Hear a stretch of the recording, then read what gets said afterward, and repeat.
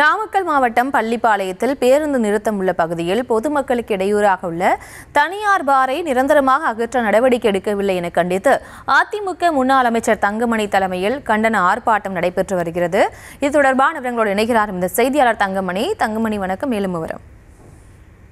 வணக்கம். தற்பொழுது நாமக்கல் மாவட்டம் பள்ளிப்பாளையம் பேருந்து நிறுத்தம் பகுதியில் அனைத்து இந்திய அண்ணா திராவிட முன்னேற்ற கழகத்தின் சார்பில் கண்டன ஆர்ப்பாட்டம் என்பது தற்போது நடைபெற்று வருகிறது.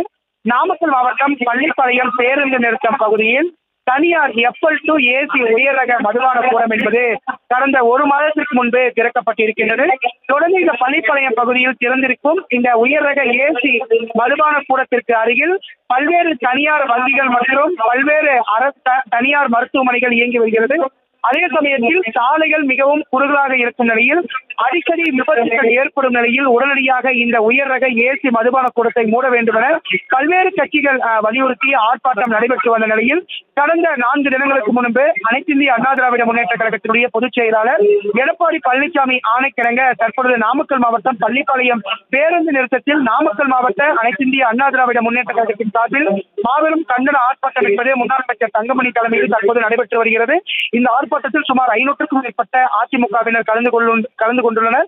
முன்னாள் அமைச்சர் சரோஜா, பரமத்திவேலூர் சட்டமன்ற உறுப்பினர் சேகன் மற்றும் முன்னாள் MLA பொன் சரஸ்வதி ஆகியோர் கலந்து கொண்டு திமுக அரசுக்கு எதிரான கோஷங்கள் எழுப்பி வருகின்றனர்.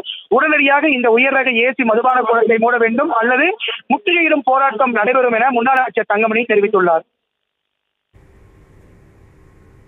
விவரங்களுக்கு நன்றி தங்கமணி.